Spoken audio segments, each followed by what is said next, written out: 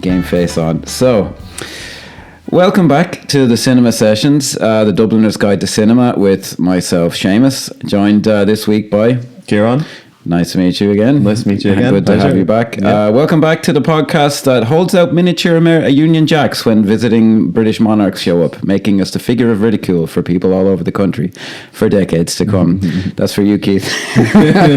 So this week we'll be stepping into the neo-punk techno-noir thriller Strange Days. We'll be going back to the halcyon days of Y2K, the Millennium bug, that one Will Smith album, and the unfounded sense of optimism that the mini-disc format brought to all of us. So strap on, boot in, and join us in having the time of your life as you connect to the superconducting quantum interface device, which, let's be honest, is all you can really remember from the film Strange Days, isn't it? That may sound slightly crueler than I mean to be to this film. I do like it quite a bit. Yeah. I do stand by that particular thing I just said, though. Okay, very good. Interesting. When were you first introduced to Strange Days, which is the 1995 film? I'll have my little spiel I'll go into in a minute. But when were you first introduced to it, Ciaran? I can't say exactly when the first time I would have heard about it, but the first time I would have watched it anyway was for this podcast. But I have heard of it over the years, because obviously it's taken from the name of one of the songs by The Doors, which is one of my favourite bands of all time. So I'm not hugely surprised if you'll forgive me for saying so. That's completely fair. Yeah.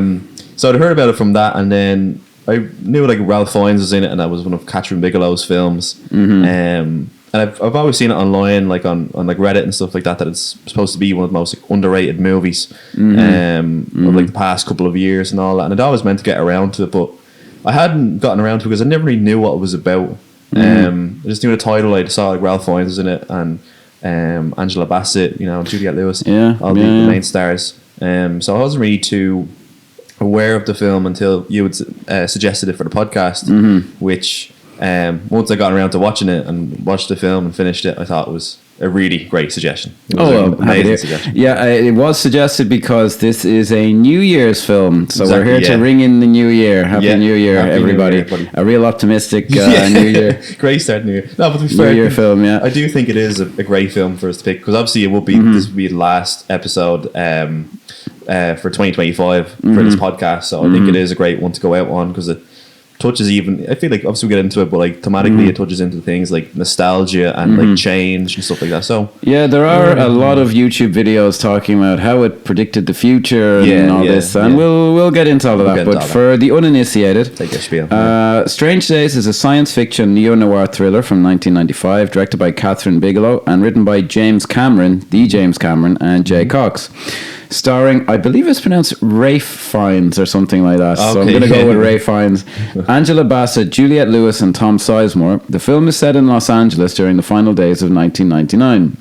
The story follows Lenny Nero, a former cop turned black market dealer of illegal recordings that allow users to experience other people's memories and sensations. As the city teeters on the brink of chaos, Lenny becomes entangled in a dangerous conspiracy involving police corruption, political murder, and his own unresolved past. The film has a 7.2 rating on IMDb with a Metacritic critic score of 66% and a user score of 7.5. On Rotten Tomatoes, it holds a critic score of 70% and an audience score of 73%.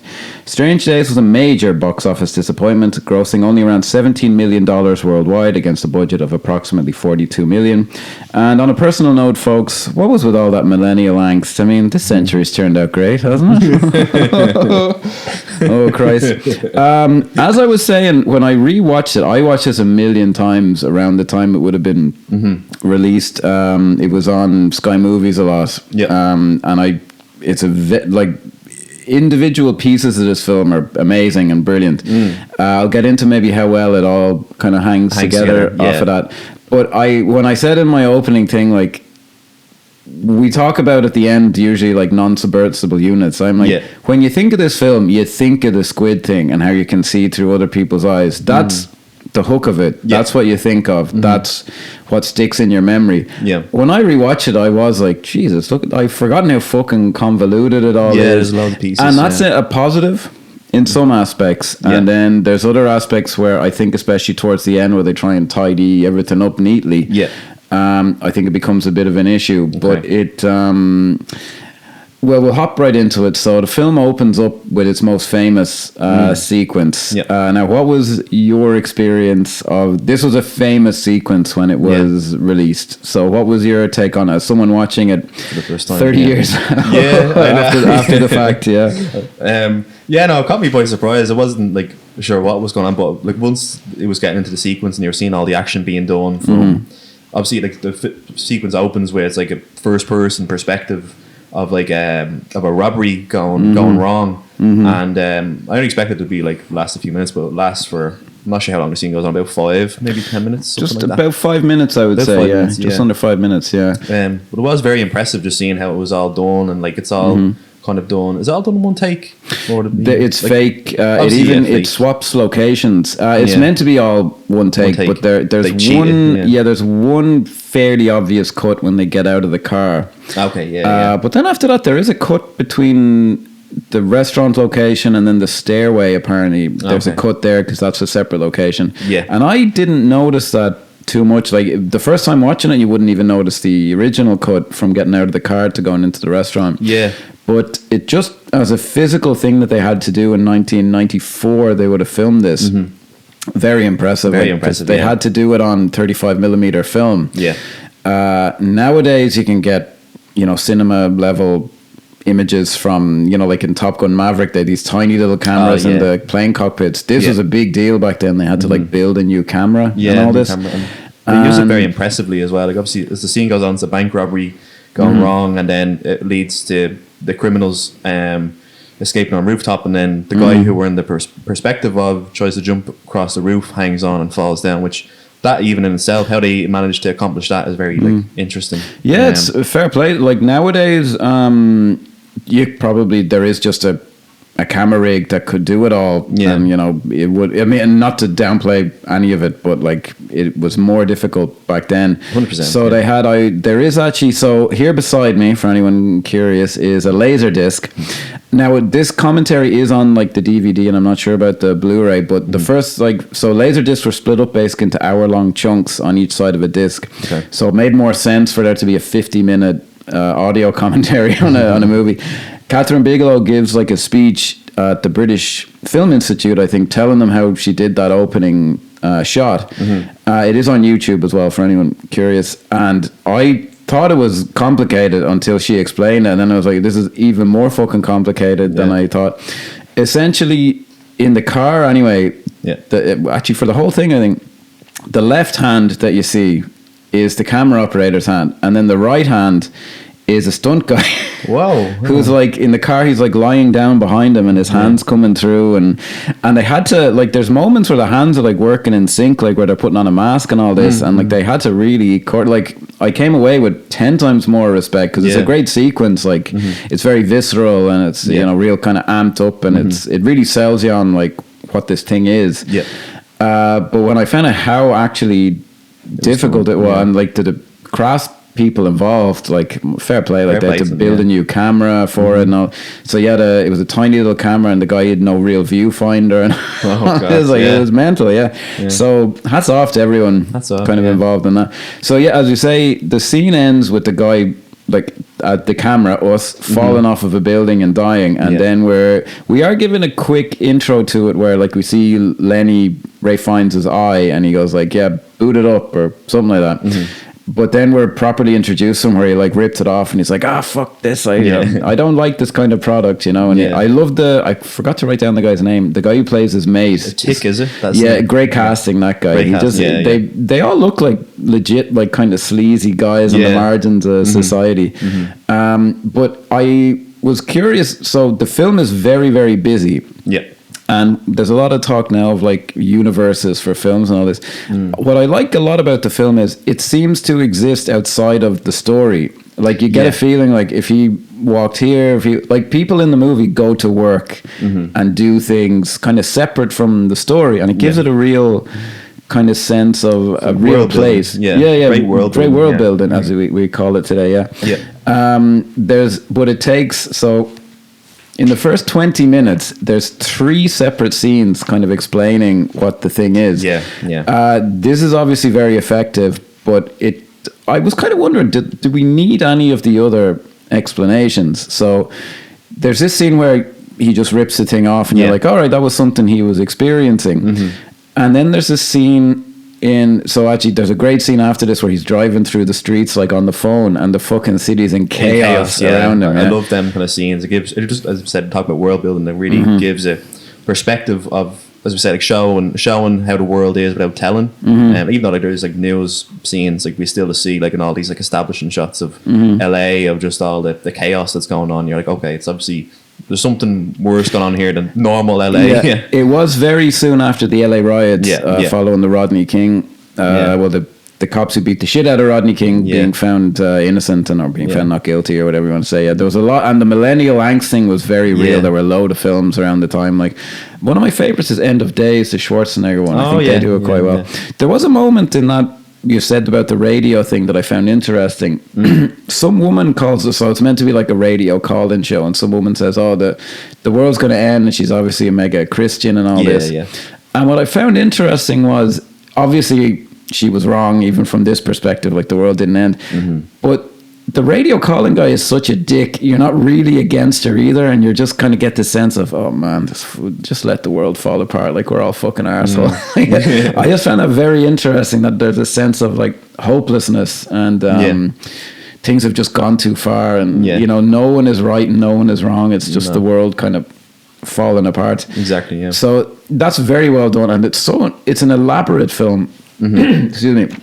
And it reminded me of when I rewatched it. It reminded me of, there's a quick bit on the behind the scenes of that movie Casino, the Martin Scorsese one, where he just, and it was a throwaway moment, but he goes, oh, it's a film about excess, so it should be excessive. Like there's excessive voiceover, there's excessive violence, and this film is very excessive. Like those scenes don't have to be as long as they are, but they are. There's a bunch of scenes in it that I'm like, is that really necessary? But they add to the feeling of the film, like this kind of sweaty, out of control kind of a hopeless kind of world.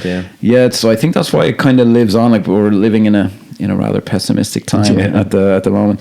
So then we get to actually then there's another. I find this interesting because Kathryn Bigelow, you know, spoiler alert, is a female director.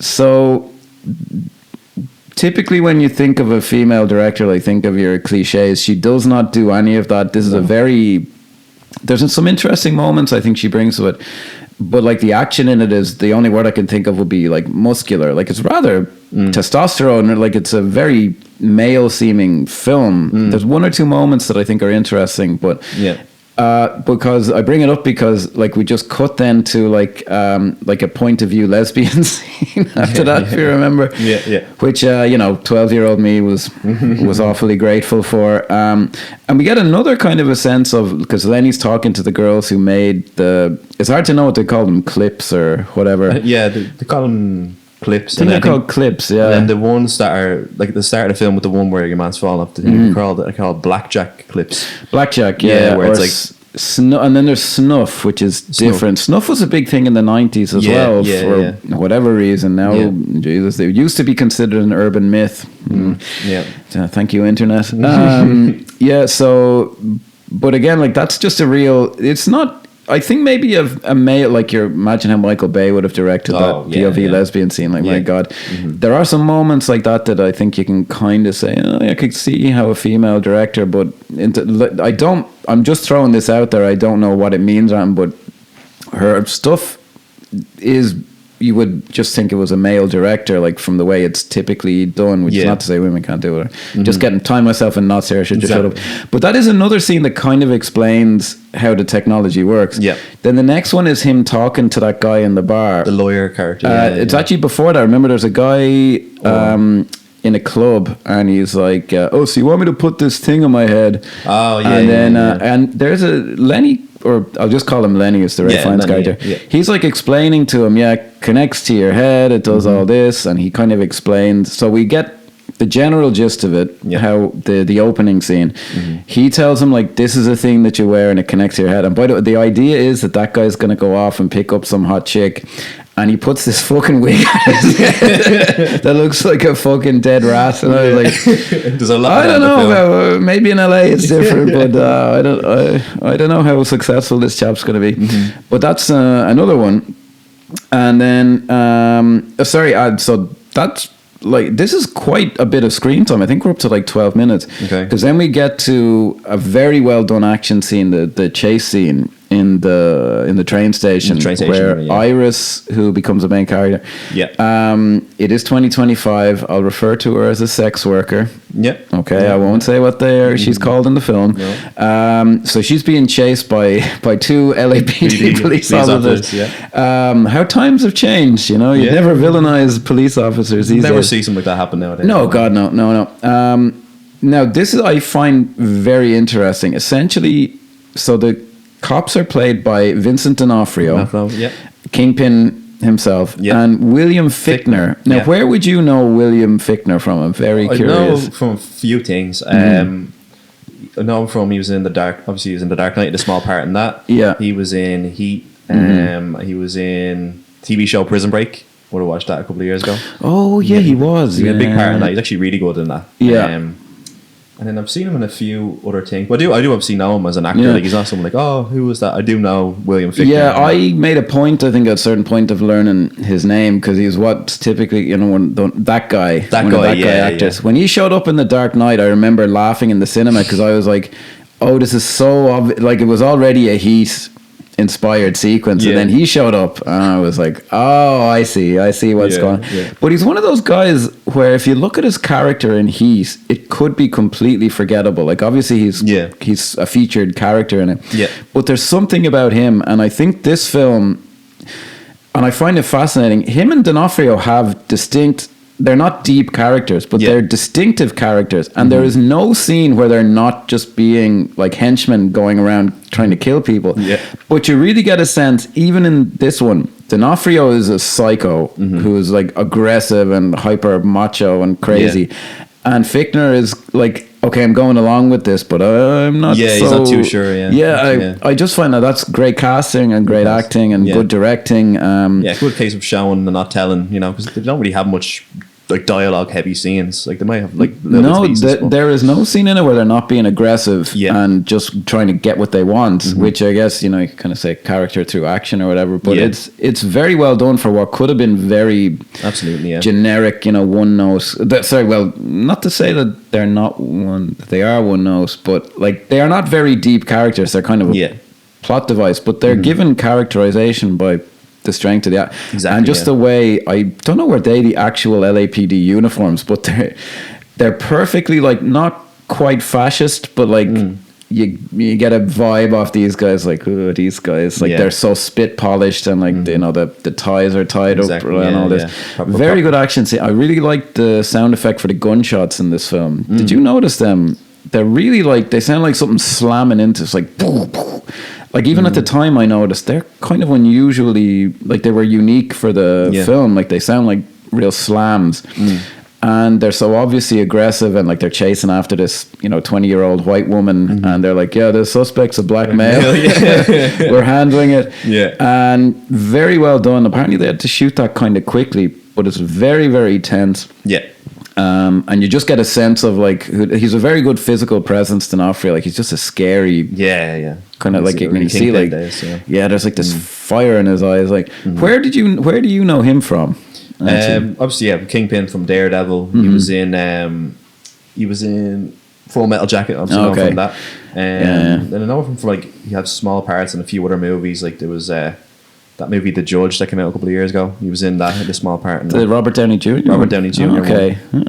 Just like, you know him from like a small, like, where he has small parts in movies where he just pops up. I think he's in like a Kill the Irishman movie or something. Was he? Bloody hell. He was in that one, Yeah, he's a brilliant actor. Like, obviously, actor, though, Full Metal Jacket is just, any Kubrick film that you're in is just going to be, you know, you're kind of stuck with, which is not a bad thing to be stuck with. But I was very happy when he did the Kingpin in Daredevil, because it was like, oh, fine, like, he's back kind of featured, and he's brilliant. He was in Men in Black as well. Which actually, this is actually a fairly small part, but I can kind of see it being, James Cameron's involved. Kathryn Bigelow was kind of hot at the time. It was a, you know, big kind of a movie, but I say not a lot of like characterization, but they bring something to it. Like, there's something scary about these guys. So then we go, this is what I mean, like, the film is very overstuffed. So this is all 12, 13 minutes in, which like in the movie Taken is like you're into the second act nearly by this stage, and this film hasn't even really gotten started. No. Lenny goes home and he's living in, it's not a horrible apartment, but it's not a nice one either. Now we get a classic, some might say cliched scene. So, and to me, they kind of miss an opportunity here, actually, I would say. So this technology, it allows you to really experience, past things that happened and all this. So he does a thing. Now, they did this, at the time it was already kind of copying something, which was the Jean-Claude Van Damme classic Time Cop. Okay. Where he watches videos. It's a kind of a classic cop on the edge thing where you watch videos of your family who were murdered. And the only one they definitely did it in Time Cop, because I remember when it showed up in Minority Report, the Tom Cruise thing. Oh yeah. And I remember in the set, I really loved that film, but I was watching, I was going, that's the Time Cop thing. I mean, is Jean-Claude Van Damme really the guy you want to be in your big serious sci-fi blockbuster? Yeah. But he boots into clips of him with his ex-girlfriend Faith, played by Juliette Lewis. Yep. What was your take on the scene? Because I won't say it was bad, but I have an issue with it, let's say. It wasn't bad, but I do feel like it went on like very long, because it's like this whole thing of, starts off with them on the kind of the skating or anything. And they on like the Venice Boardwalk some kind of famous place of Venice. They're skating, and it is like has a sort of cheesy aspect where they're all like embracing, they're all laughing and joking. Like you probably even know it like from other films like Time Cop and more than them, where it's like, the boyfriend and girlfriend like embracing, they're laughing and joking, and it's cutting back to him in the apartment, and he's like he's laughing along with it and all this. And then it goes from them there, and then back to the apartment where like there's this really prolonged scene where they start undressing and then having sex, and he's like, he's going from laughing and joking to doing other things with it. I did feel like it went on a bit long, and it is on sort of on the cliche side. In terms of I wouldn't say I have a massive problem with it while I was watching it. I feel like it was a bit too long, and I suppose it is kind of very like obvious of like, here it is, the cliche of he's looking back on old clips. But I suppose for his character, what I do kind of like is that it does show for Lenny's character that he is really stuck in the past, which kind of goes along to his arc, I feel like, throughout the film, and shows him as being like sort of pathetic. I do feel like as a protagonist, he is a bit of a pathetic protagonist, which kind of which really shows, which is interesting, which shows it here that like, okay, he's really stuck in the past, which will come along later. But anyway, what's your thoughts? Funny you say it went on too long. There are a few scenes in the film, Juliette Lewis is singing, that go on too long. I didn't feel that with this. A positive thing about it, and I think something that does speak to Kathryn Bigelow being a female director, there is nudity in it with Juliette Lewis, but it feels like slightly less sexualized, or there's something about it. Not exploited, where I think a male director might have leaned into that a bit more. Like, it's very kind of matter of fact, the nudity in it. But I never thought, I do think it sells what you said, which is in the Time Cop and Minority Report one, it's supposed to be this guy, they're living in the past and they're dealing with pain. This does set him up as kind of a pathetic guy, as in like, come on, man, fucking. But I just thought there was a lot more they could have dug out of it. I thought there was more thematic, may God help me for being so pretentious, but I just thought they could have dug a bit deeper with it. Like, you have this technology that can literally let you walk into the past. And I just don't know that they really sold it as well as they could have. I thought it could have been more moving, or it could have been a little more evocative than it was. I think it was just kind of functional. Like, it's essentially the same as the Time Cop or Minority Report scene, where it's just telling you something about them. Whereas I thought you could have felt a bit more. What do you think they could have done differently? It's hard to say, because I was rewatching it and I thought maybe it could have been as simple as, because even when it cuts back to him reacting to it, the camera's always moving, and I thought if they just cut back to it and it was still, and you could kind of just see more of the room. Now that's very simplistic, but I just thought there was more in the contrast of like the magic of being able to go back into your past. There's a great moment in a few of the Christmas Carol because which is essentially like, hey, you can step back in time and see, like, you know, Ebenezer Scrooge just brought by. Yeah. There's a moment in a few of them where he sees someone from his past and he goes, oh my God, alive again. Like he almost can't believe it. And I thought, now maybe it wouldn't quite work because the whole point is he does this regularly, but I just thought there was something to it that they could have dug a bit deeper on. But the film isn't about that, I suppose. But I just remember thinking, they could have dug a little deeper on this.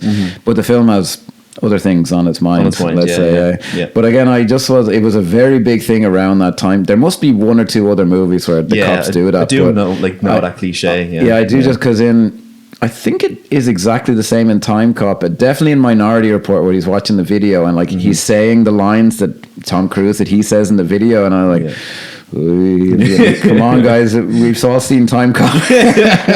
A fine film, don't get me wrong. I'm gonna call that, every time I see it on the film, I say it's the Time Cop. It's the Time Cop scene.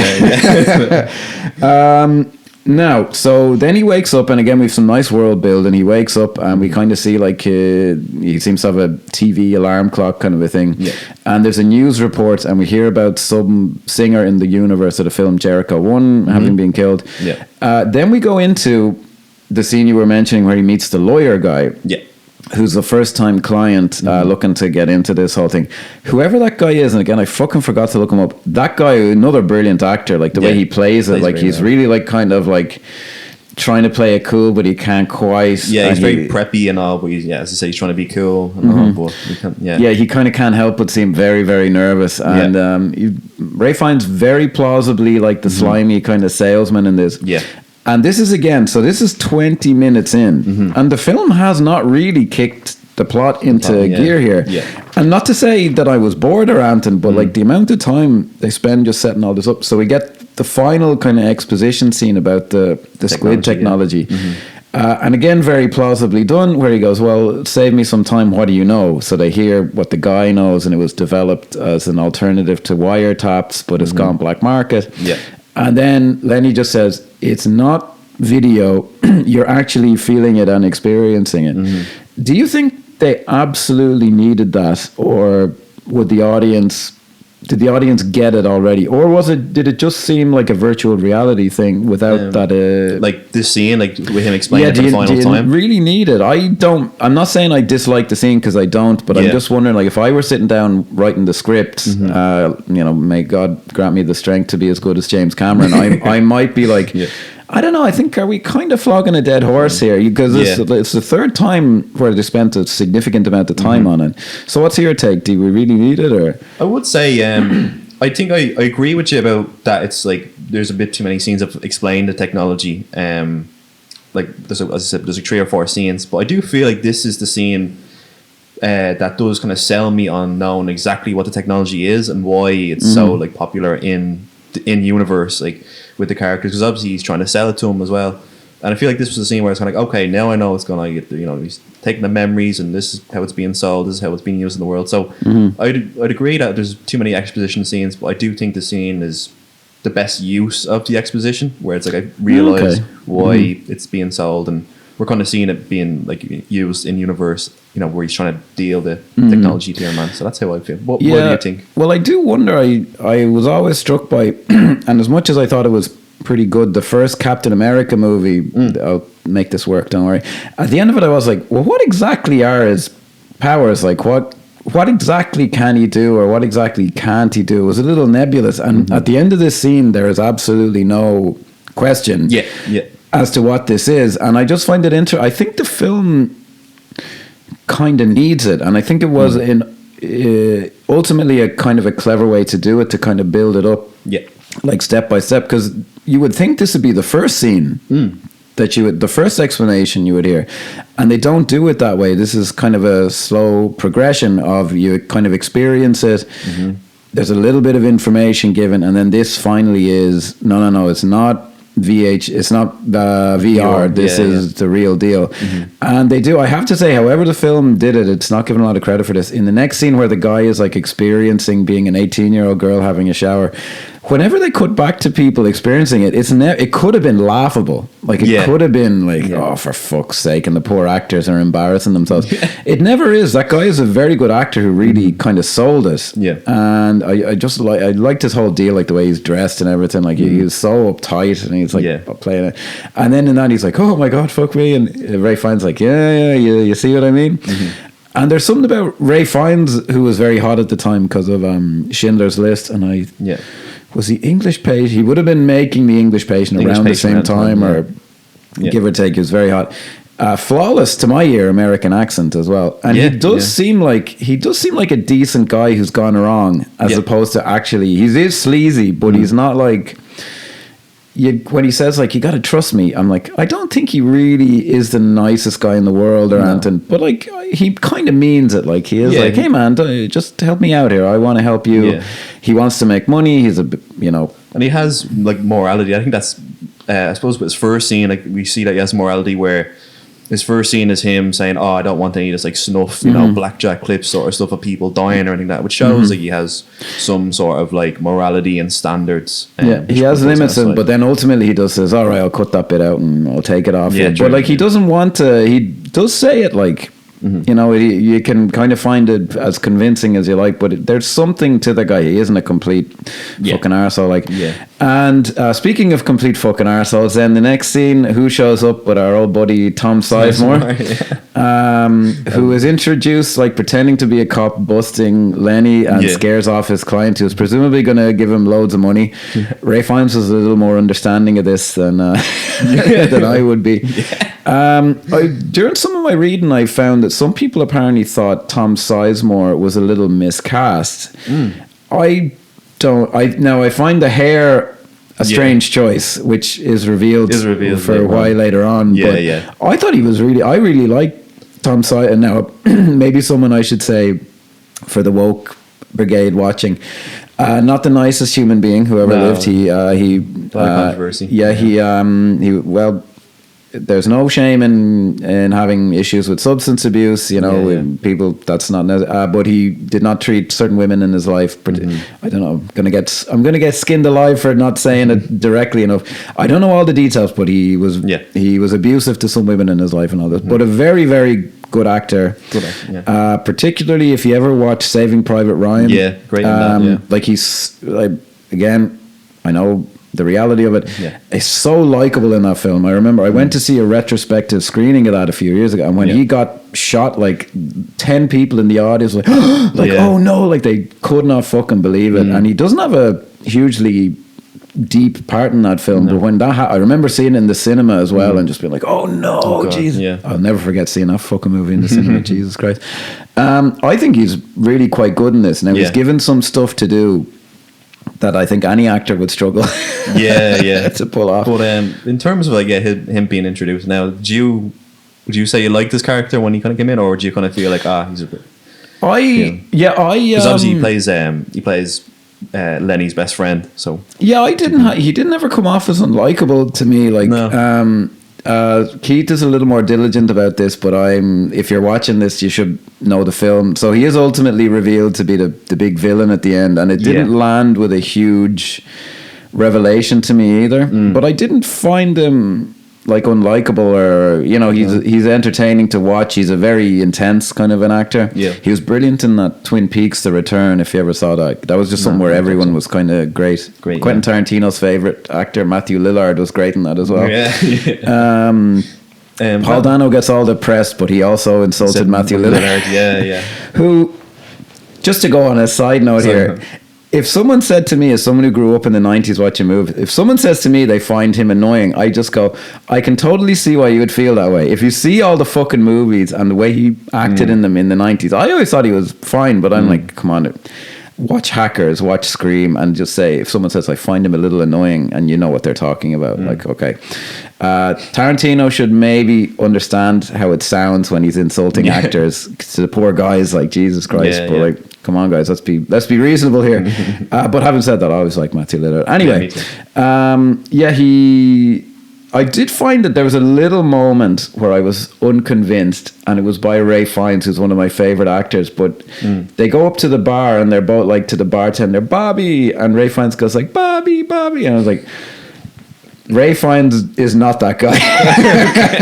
He is not the guy to be like banging on the bar asking for a tequila. I buy everything else, but this aristocratic British man, even with his flawless accent, the floppy hair, and the fucking shirts, I'm like, it's just not his wheelhouse. His forte, he's great. That was just one moment that really rang false with me for whatever. Yeah. Now this is where I think the film starts to show some of the cracks. I think some of the dialogue here is very expositional. It is like, oh, Faith, I mean, it's terrible, man. She left you and she broke your heart, and she did. I was like, okay, this could have done with either that was a rewrite that they were like, look, we just need to fucking hammer this over the head, or it should have been rewritten.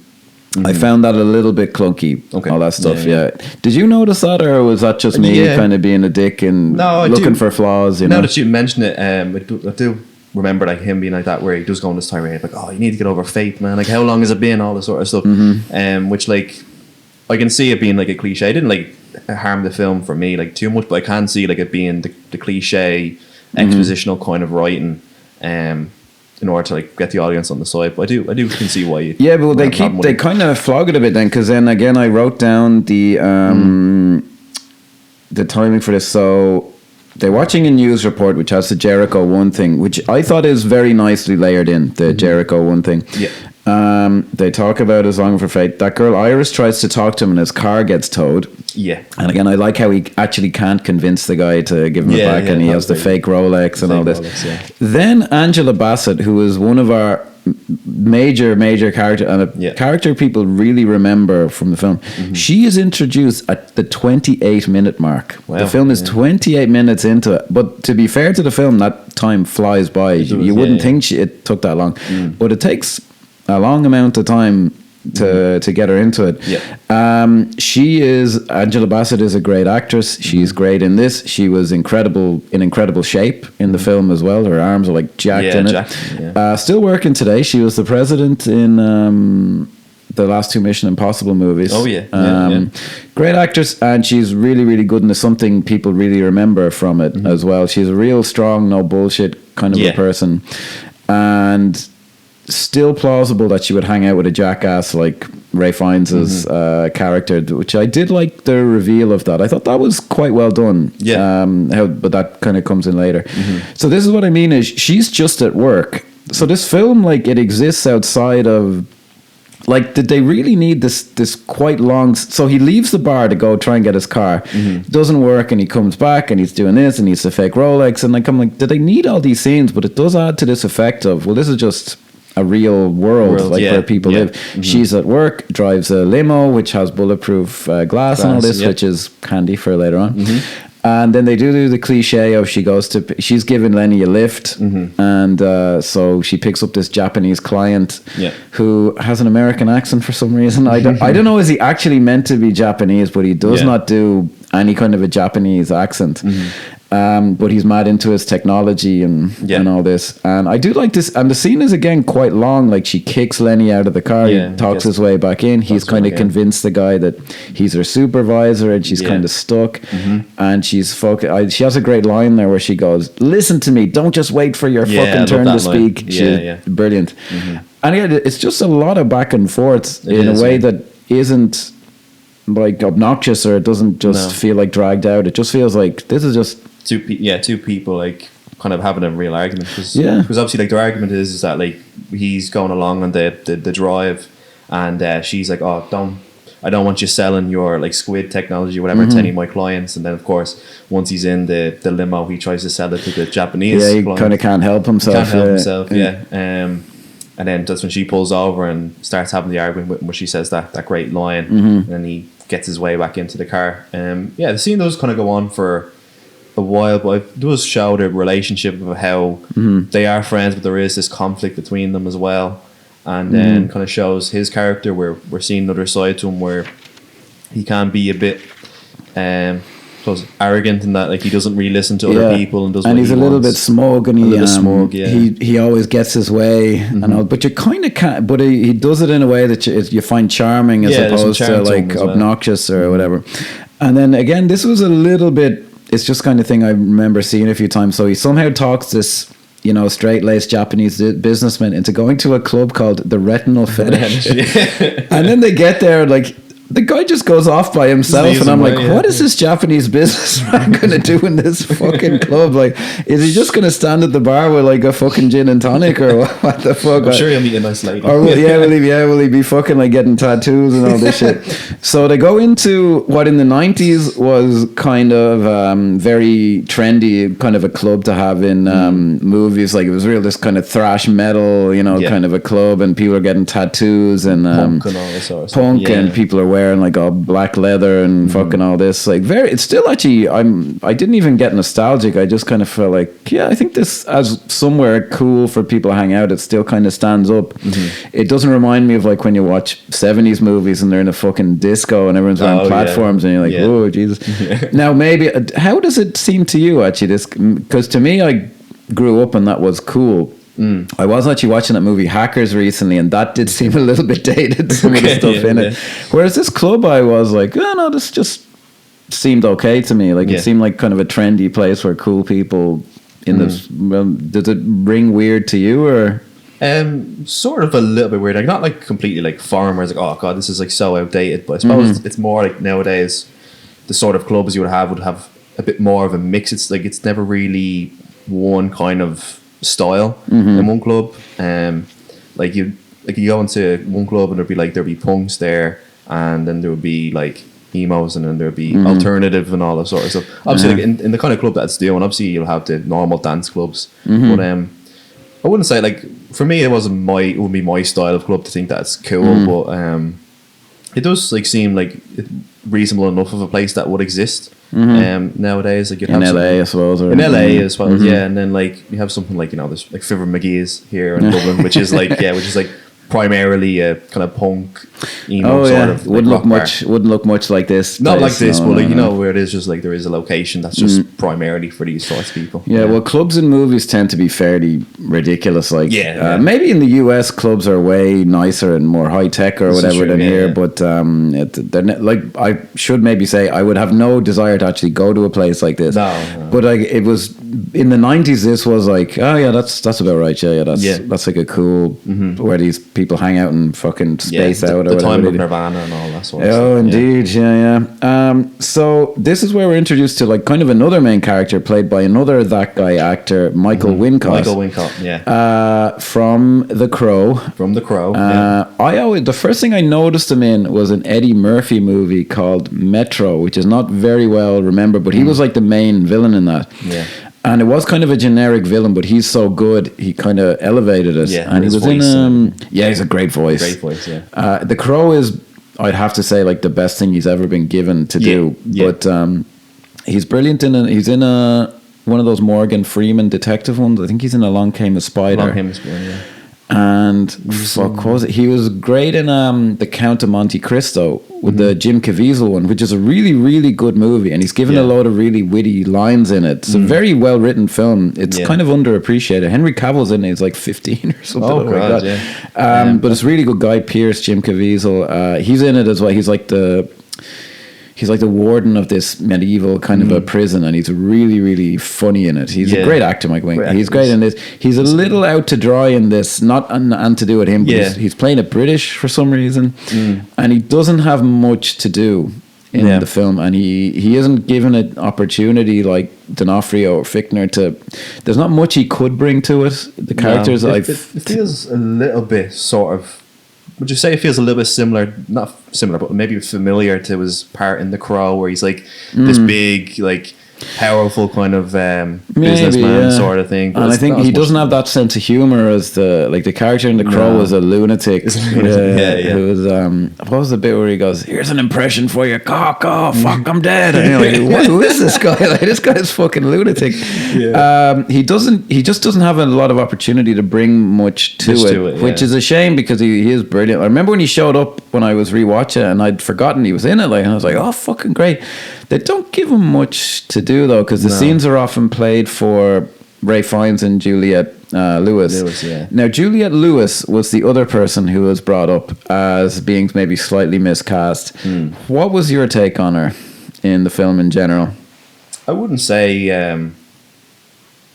she stuck out to me as like, whoa, I was completely amazed by her performance, but I think for the role that it is, and maybe it's more to do with like the writing, but I enjoyed her character. I felt like it kind of went in a different direction than I thought, where it's like, obviously when we're first introduced to her earlier on, when he's looking back in the footage, you think like, oh, you know, she's like really, she seems really lovely and like kind of like sweet, like the cliche girlfriend. And then like when she shows up here, she has her hair dyed and she's like smoking cigarettes, and you can see like the life is kind of gone out of her eyes sort of thing. Her performance didn't amaze me, but I enjoyed her character and the way it kind of went. But obviously she does have a lot of extensive scenes of her singing songs, which are bizarrely too long, and like she can sing and all that, but the songs just didn't seem to suit her that well. There's one coming up soon, and then there's another one later on, and then there's a bit later where Ray Fiennes is kind of talking about, oh, she had this voice that I was like, does she now? Does she have a voice that transcends space and time?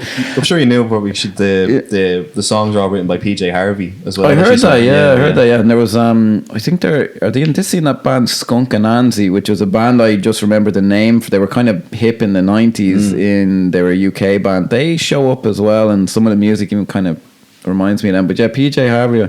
But they just go on bizarrely long for like how quote unquote good they are. Like I don't want to knock. I think she's fine in it. She was very, very hip around this time. I was a big Julia Lewis fan. There was Natural Born Killers. This, which I did watch a lot, and then From Dusk Till Dawn. Cape Fear. Cape Fear, which I didn't see until later, which is big. If you're in a Tarantino film like Dusk Till Dawn, and two of them kind of. Gonna like. She was great in Way of the Gun, which is kind of an underseen film. I really like Way of the Gun. Maybe we'll touch on that at some point. But again, this is what I mean about the film being kind of excessive, though. So there's this new bodyguard who they kind of give a bit of characterization to. He used to be a football player. He kicks Ray Fiennes out, and then he just breaks back in again. And I was like, did we really need that? But then again, that's what the film is about. It's like a real world, and things happen that you didn't expect. And again, another scene that you're like, did we really need this? Remember, he meets the guy upstairs who has no legs, who's like recording things off a TV on floppy disks or something weird. Now, he gives him the first clip, which kind of sets off the other plot thread of the film. But there's a whole bit where he gives that guy a clip of a guy running on a beach.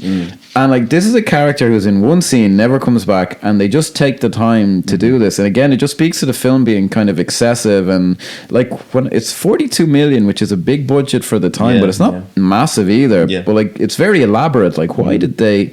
And it doesn't really.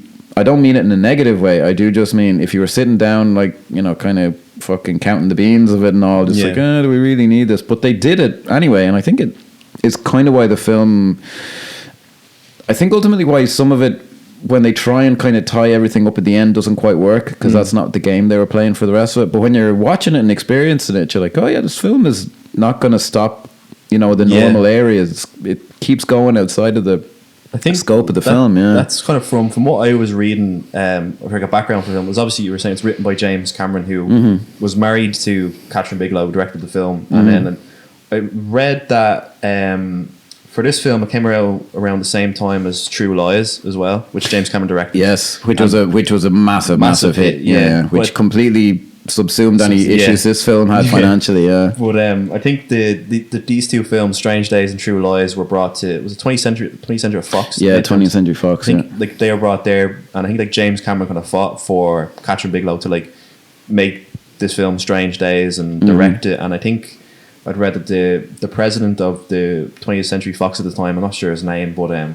he kind of was very director friendly, where you kind of let them do whatever they wanted artistically with the films. He wasn't like really one of these like penny pinchers. So I feel like that's kind of that's what I read, and which makes sense as to why the film went on to do its own thing, like as I said, be excessive, all this sort of stuff.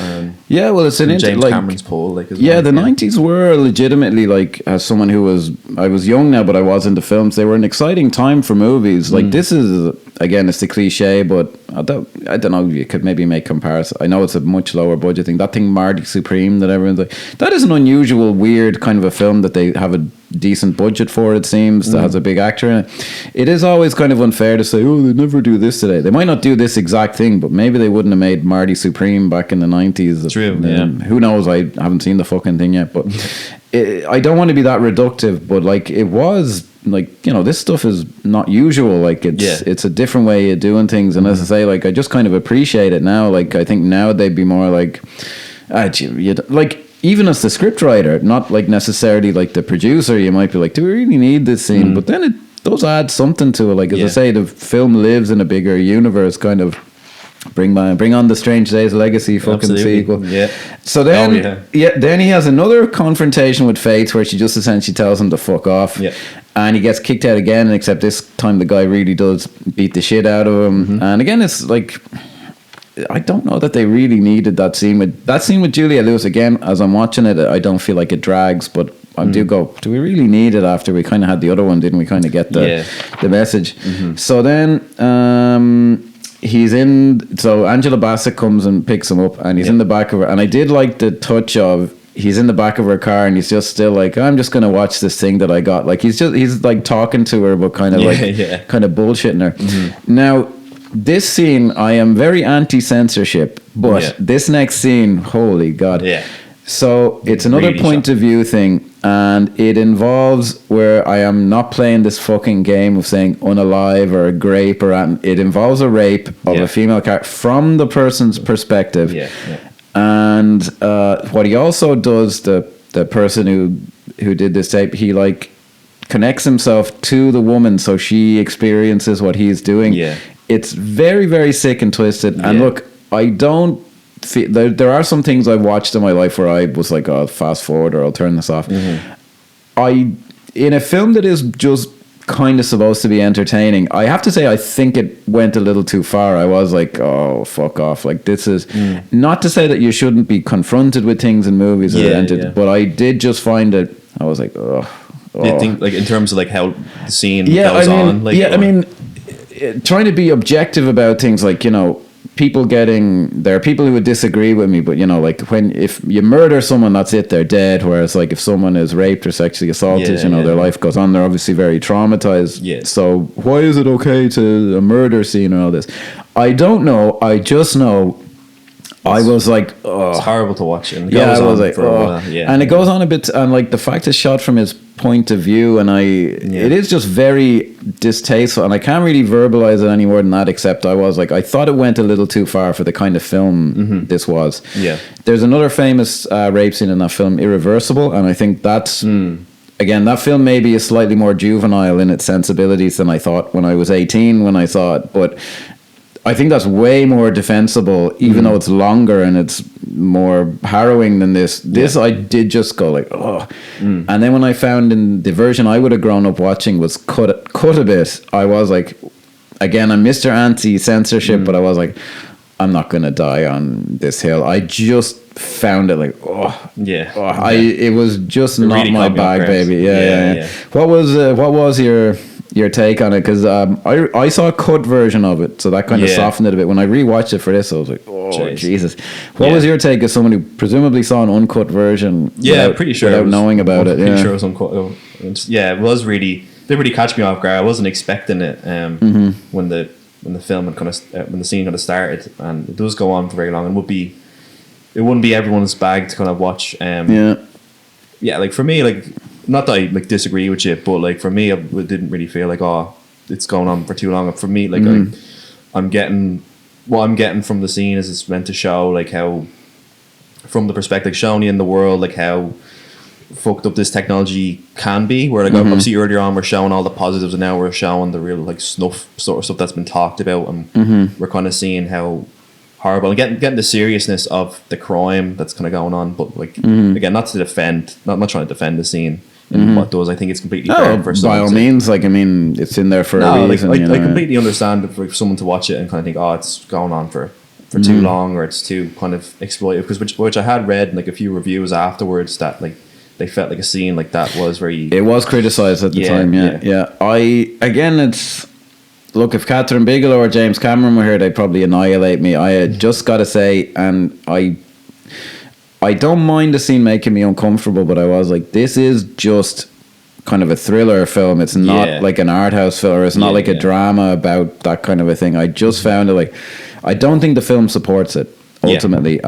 Which is not to say I think it should be cut or anything, but I am just saying I grew up in the 90s, you know, I'm that kind of a liberal or whatever. I am Mr. Anti-censorship. When I heard it was cut in the UK, I was like, yeah, I wouldn't be picketing over. No, I wouldn't. I think wasn't the distributors that cut it, or no, it would have been an 18. So the BBFC or whatever at the time would have. God knows what happened in Ireland, because it's easier to find historical records about the BBFC. Yeah.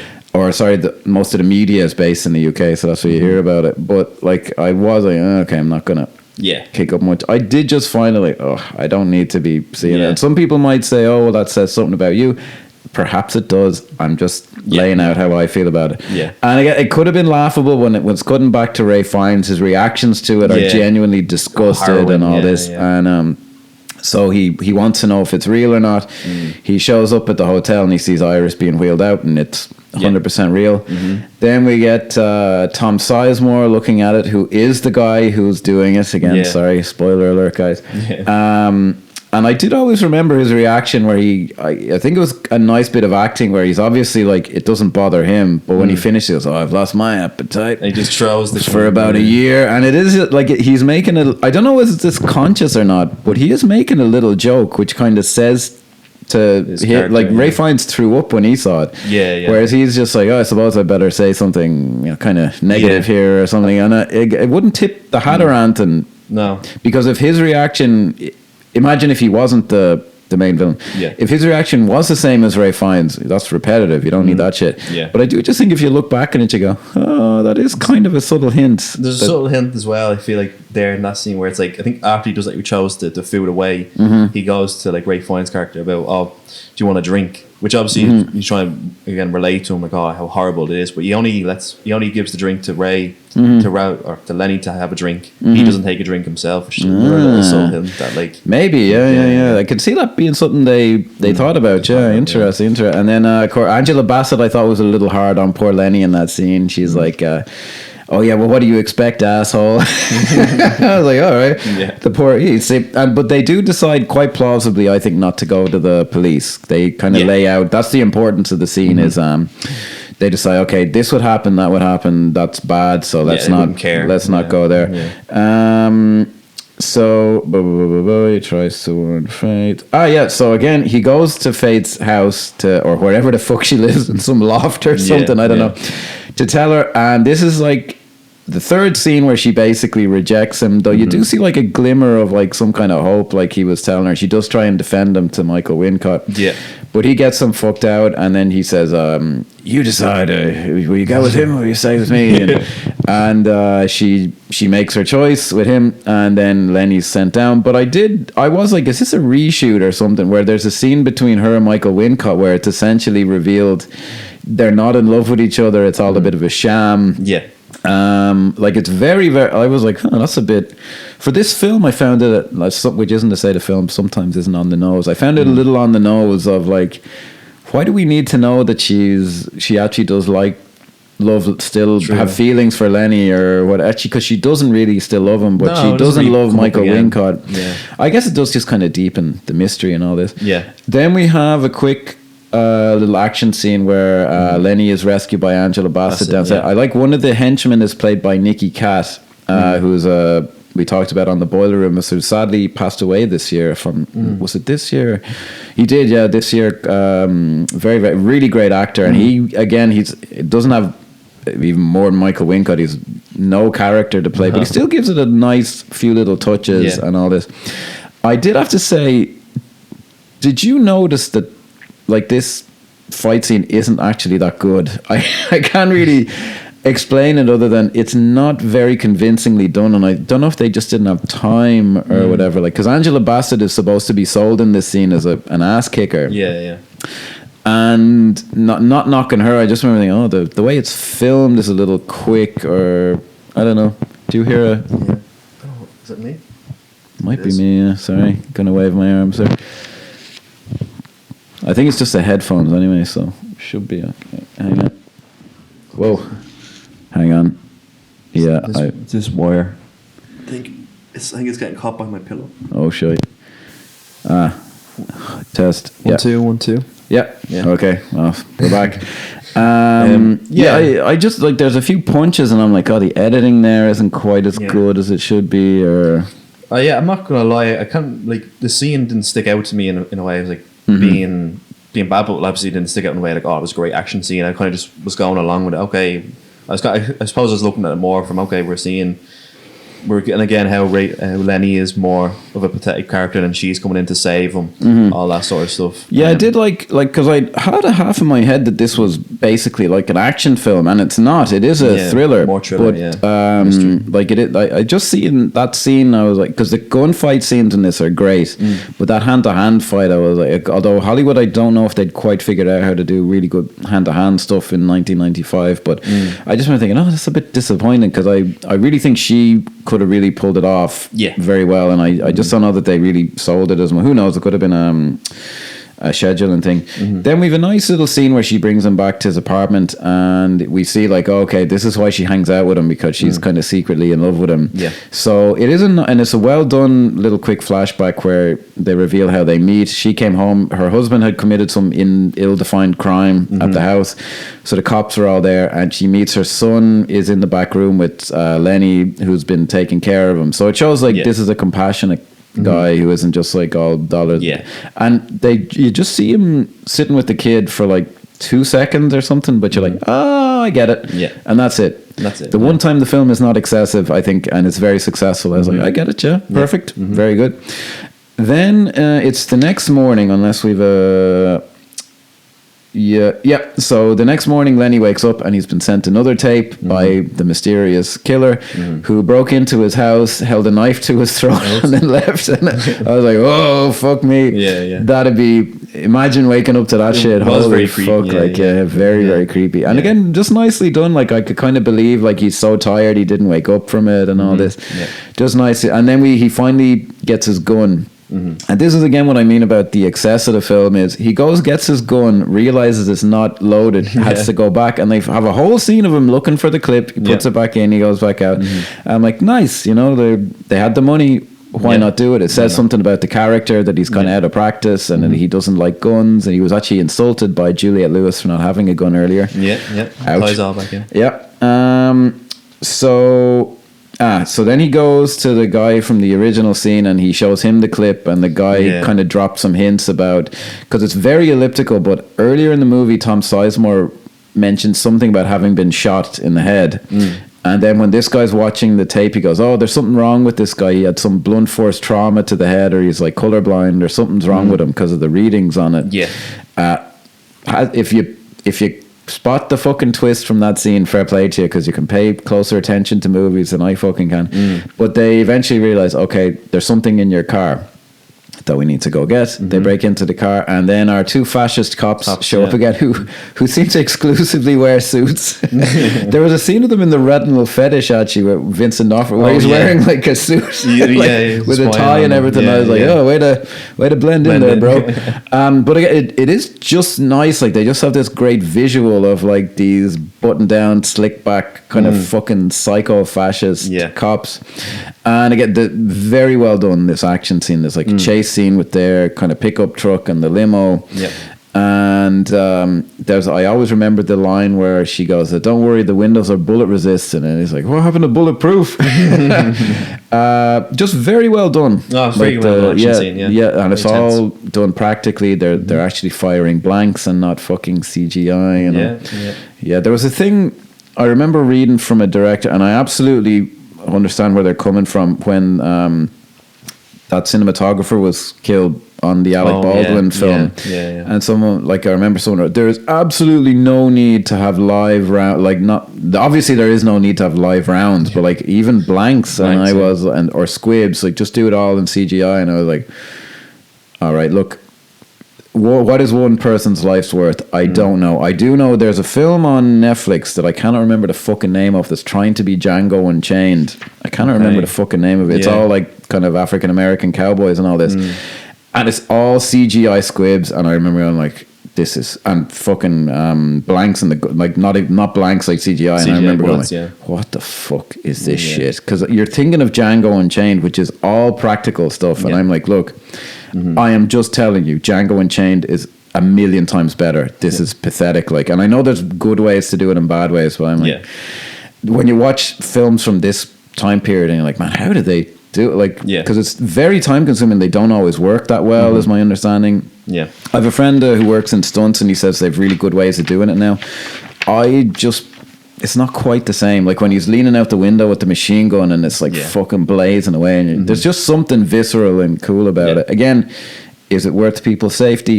It just depends on what way you do it. It's not for me to say. Obviously, there were more problems than just that they were using blanks and all that. And that said, like that is awful, and I can kind of see why you'd say it. But I am like watch movies that don't do it, and watch movies that do it, and you tell me that there's no difference. You know. Anyway, very good action scene.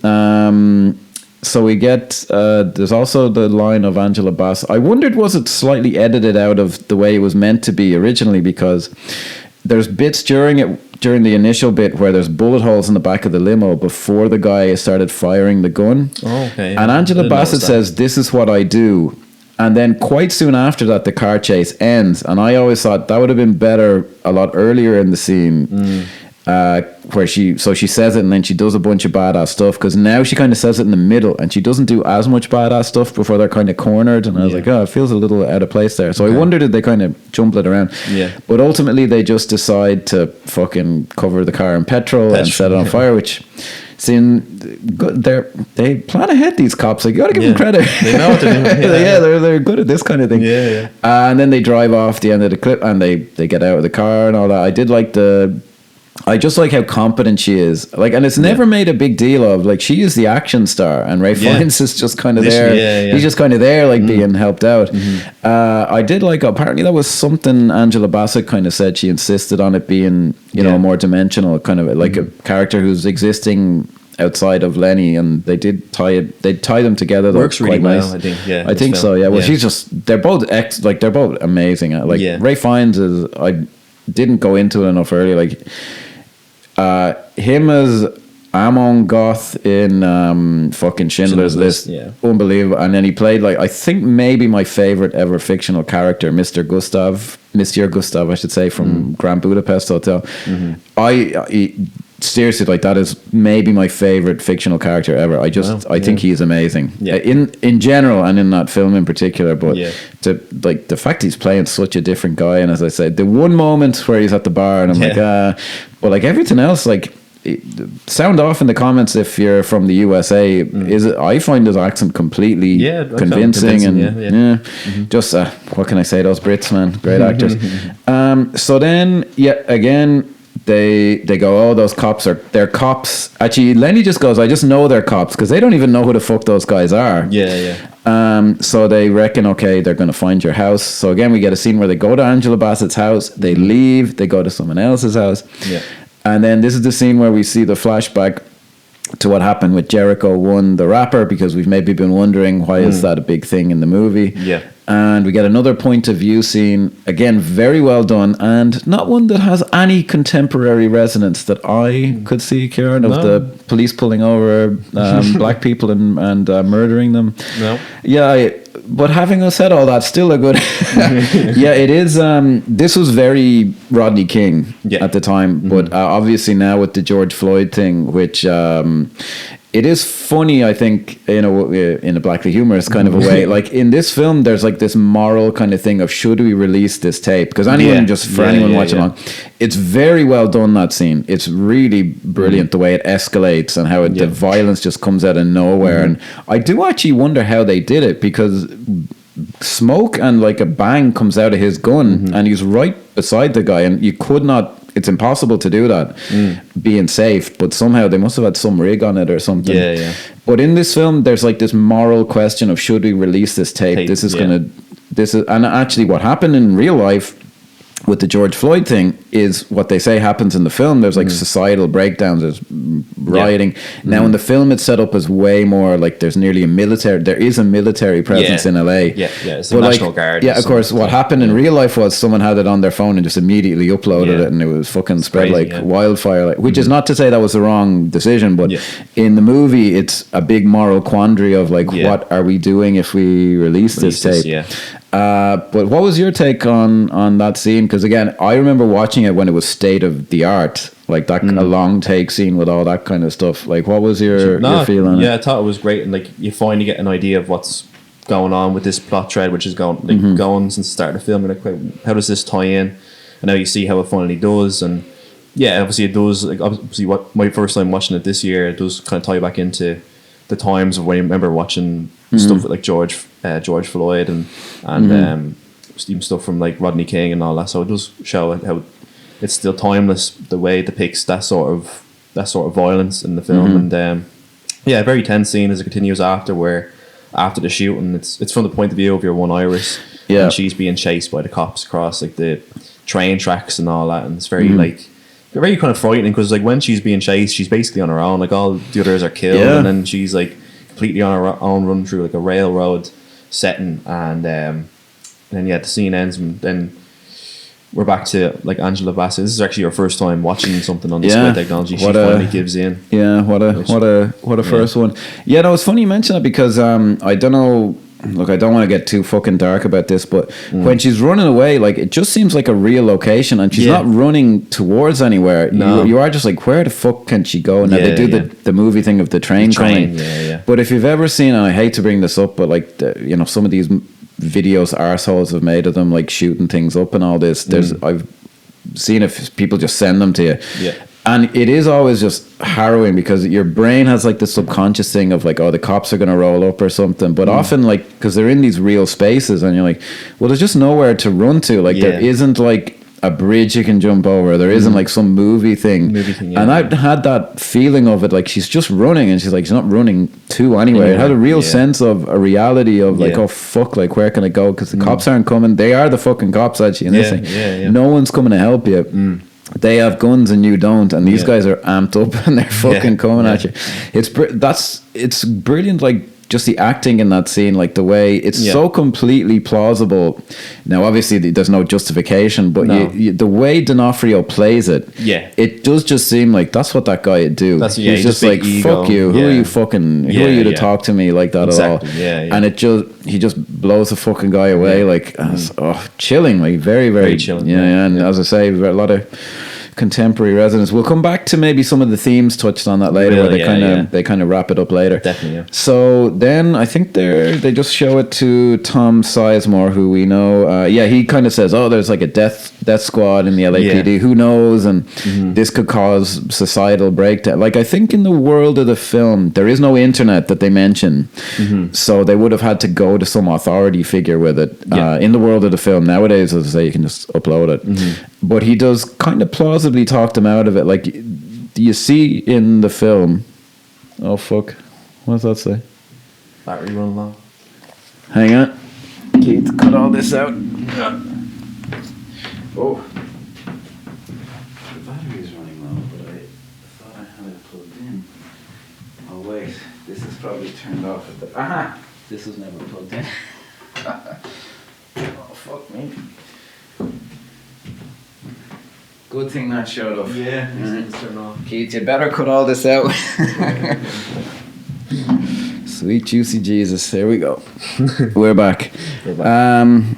Where were we? Oh, George Floyd probably. It's Tom Sizemore when he sees. Oh they in the world of the film, it's set up like there's literally, as I said earlier, there's military on the street. Like this will just be a bloodbath. So I think it is reasonable in the film to say, but Angela Bassett makes the case of maybe there should be a war, maybe this should bring everything down. And I think the film, I won't say it betrays that, but the film, let's just say, does not have a revolutionary mindset. We'll get into that ultimately. The conclusion.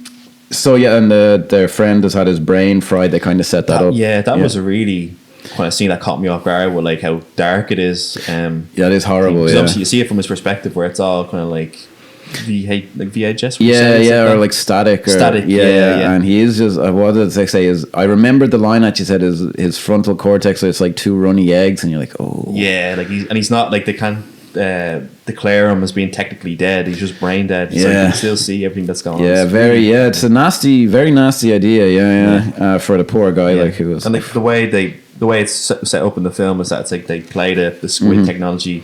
Well, like they play it like too fast or too.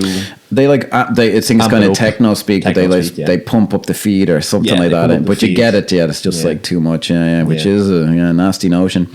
Then we're back to the club, I think, where they interrogate Faye to kind of. So this is what I mean, like when you say how does the Jericho 1 thing tie into the plot? It is just essentially an enormous coincidence that happened.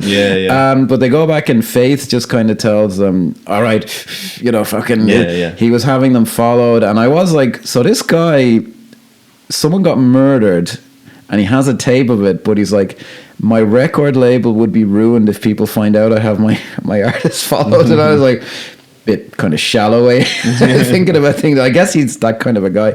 But the poor girl, like that poor girl Iris, like she goes back and like what a few days she had. Like Jesus Christ, that guy like just fucking smacking her in the face. Here's some money, check into a hotel. So basically Michael Wincott's character paid Iris to wear the squid thing to follow the guy around to see if he was thinking of going to another label. They were murdered by fascist cops, and then Iris was like, oh, what the fuck do? I have this proof.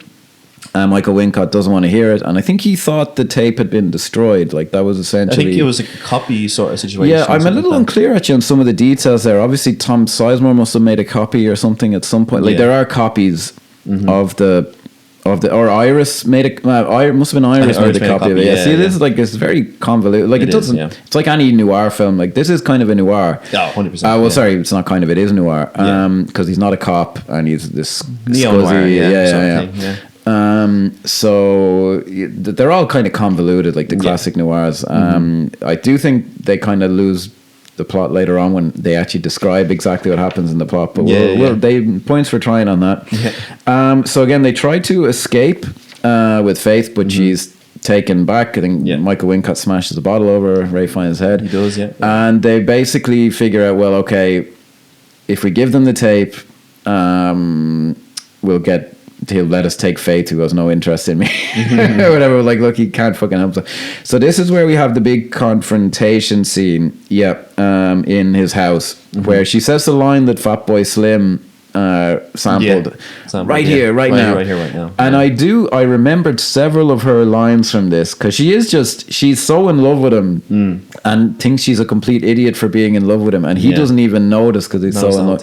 This is a very successful scene, I think. And I always remember the scene where she says, "Memories fade, Lenny. They're designed that way for a reason." And I was like, oh, nice. Really hits her. Well, what I like is she just has this down to earth, common sense. Like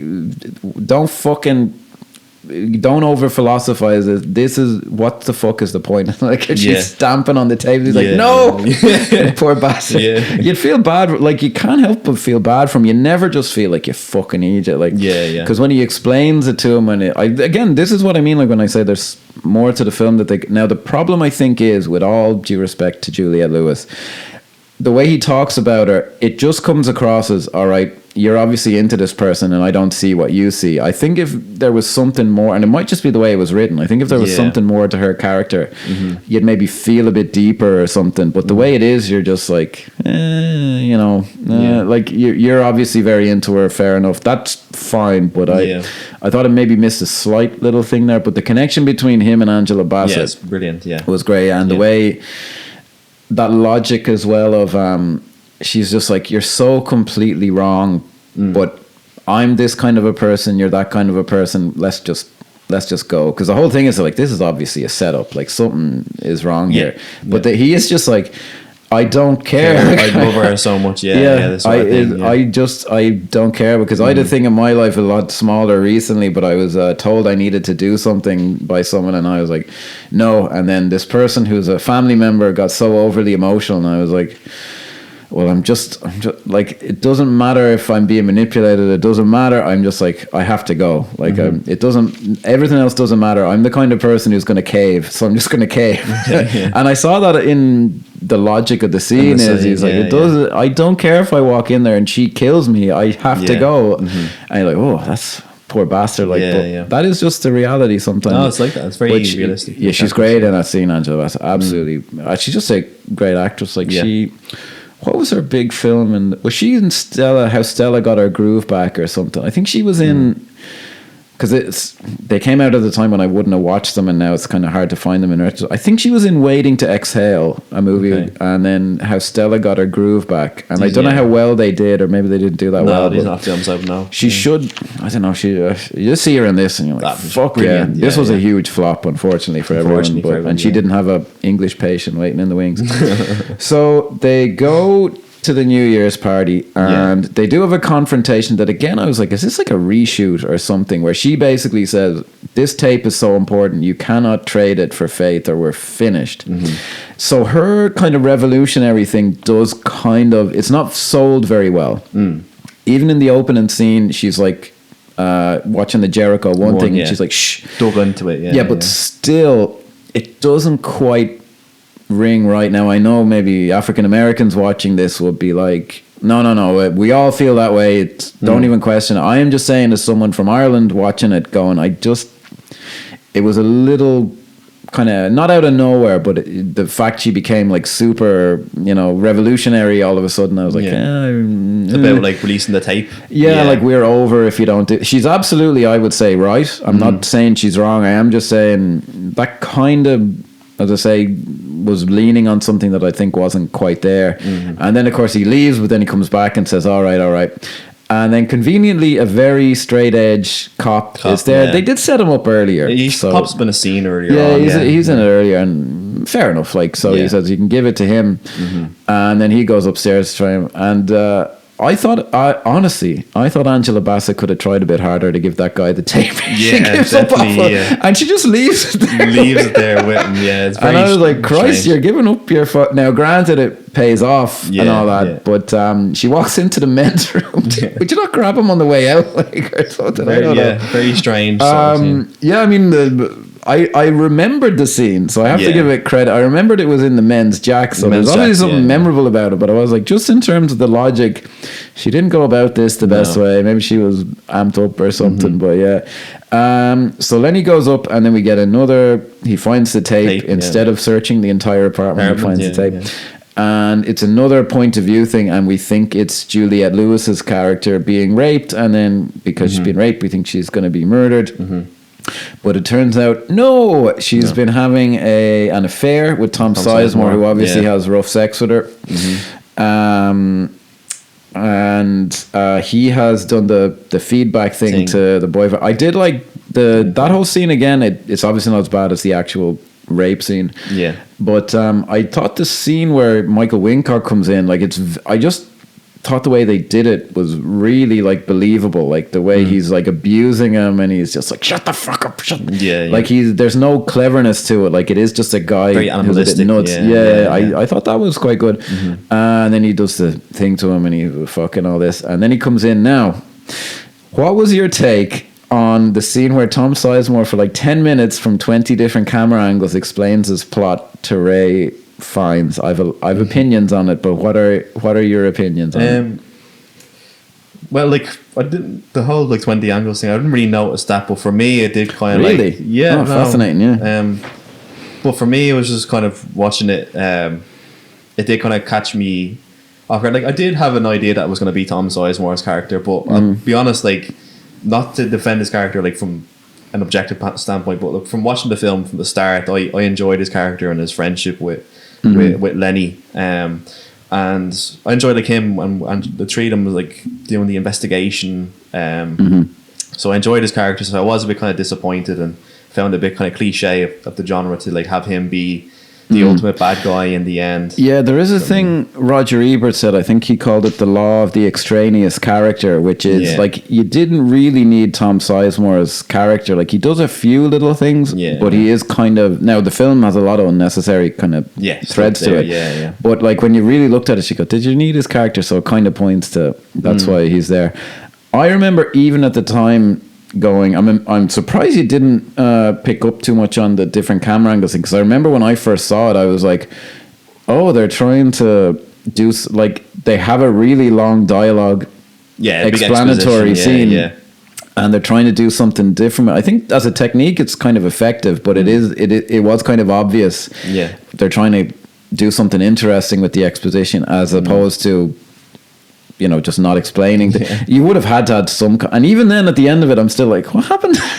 I get that you're the bad guy, but like, what? I kind of understood most, because it's like he obviously his character is like was a cop and became like a private detective, and he was hired by Michael Wincott's character to follow. Yeah, all the generalities of it are fine. Like he was hired to follow her around, but then like it is, and there is some good editing where they like cut in the Jericho 1 thing, and they cut around all that. So apparently James Cameron helped out with the editing for like the last bit of the film or something like that. But I did like some of the details, like so the cops killing the guy was a complete coincidence and essentially like fucked up his plan a bit, as far as I can tell. Or like that was some kind of instigator to it, but it was just like, that's just a coincidence, like which is kind of good in a way, because that ties into the chaotic feel of the film. But I do just remember going, this is a bit like, I don't need all this shit. Like, it just strikes me, I don't like it. I remember being annoyed even at Batman versus Superman, where they set up actually some people were really pissed off at Superman. I'm like, well, you didn't show it in the last fucking movie, but like everyone was reacting to the fact he fucked up Metropolis or whatever. So now you're just kind of caving in. It's kind of like fan service, except you wouldn't call it that necessarily. I was like, did they just write all this in case some asshole is like, wait a minute, how did this happen? And I'm like, I don't know if you, but again, it is kind of a memorable scene, and I like Tom Sizemore. I just think it was too much to ask of any actor to carry something like that, where it's like and they try, and he even says like, oh, it's so perfect, I feel like I should share it with someone. And I'm like, all right. And they just completely brush over the fact that Ray Fiennes is his friend.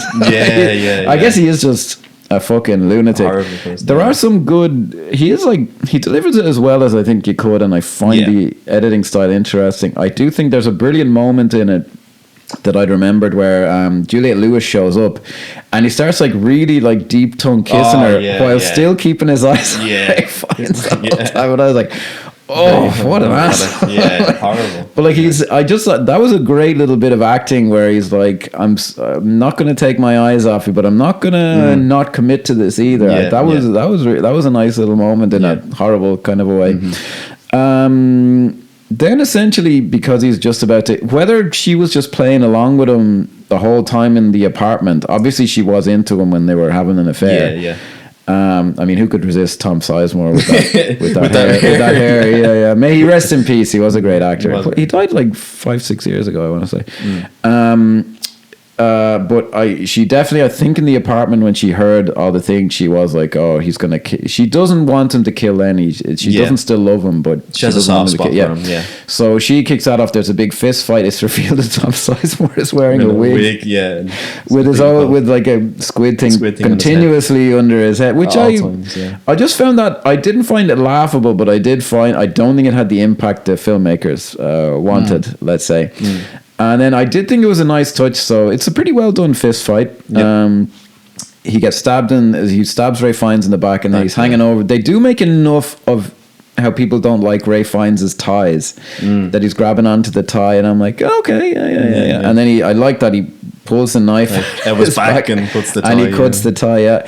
I did find it funny though, this was made 6-7 years after Die Hard, and the effect of him falling off the building is 10 times worse. Like they have some guy who fell, that's good, but like the shot of him falling, I was like, oh, guys, like, what's wrong with the Die Hard? Like, man. Talk to John McTiernan. I know, he's hanging off. He's like, come here, you prick. And I'm like, geez, he really turned on Juliette Lewis quick as well. Like, when she put him, he was like, you bitch. I don't know. He doesn't hold on to any sentimentality. This guy. Oh, it's proper sociopath. I suppose. Yeah, he's gone off the deep end. That's what it is. Now, I think again, this following scene is very well done, but I think this is a little bit where the film was so chaotic. I think tying it all up in a neat little bow was never quite going to work. Yeah.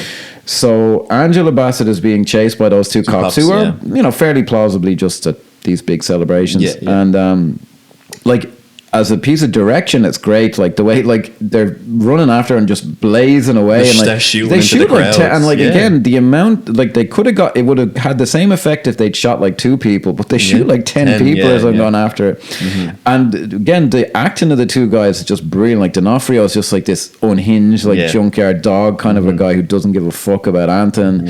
And it's all very well done. She beats them up, and then the cops come in, and there's the real Rodney King moment to the cops all. Apparently Mark Hamill is one of the cops telling her to get on the ground. Really, Did you know that? I didn't know that at all, no. I was rewatching it now. I was rewatching it, folks, on my trusty Laserdisc here, which doesn't quite have the resolution of a Blu-ray, but it did kind of sound like him, one of the SWAT cops or whatever, or the riot cops telling her to get down on the ground.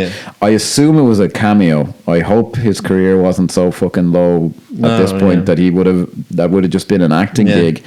If it is even him, but people online swear that it is. Now, okay, so just to get through the plot points here, there's a Rodney King and a little mini riot kicks off, and then the other cops show up, and the straight-laced police commissioner lets the 2 cops know, I have this tape, arrest them for murder.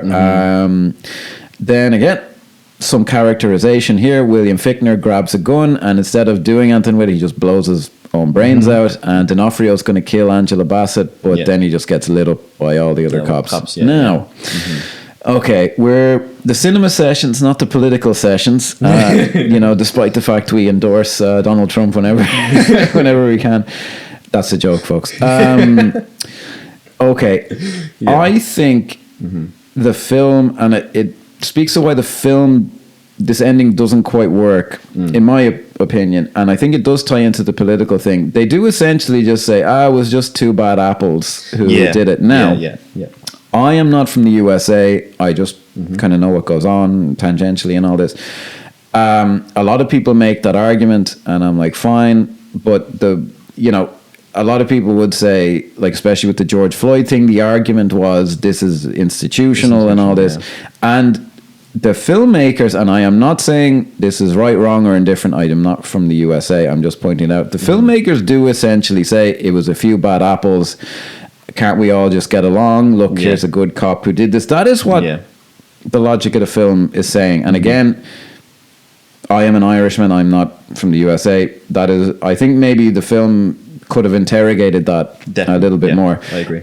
I think mainly the issue I have with that is as a movie fan, is it does just tie the film up in a neat little bow where it was so chaotic and all over the place, and it just felt a little too neat. I feel like it betrays its own kind of message as well, or like its own themes, because obviously it's like it was a film that was inspired by the Rodney Kings and the riots of 1992. That's how I read, like James Cameron came up with the idea for the film, and it's like, even what we're seeing throughout the film with Jericho 1 and all the stuff that they're saying and how they're victims, and then Angela Bassett, like, she starts believing in that and like, oh, we should bring it out to the world.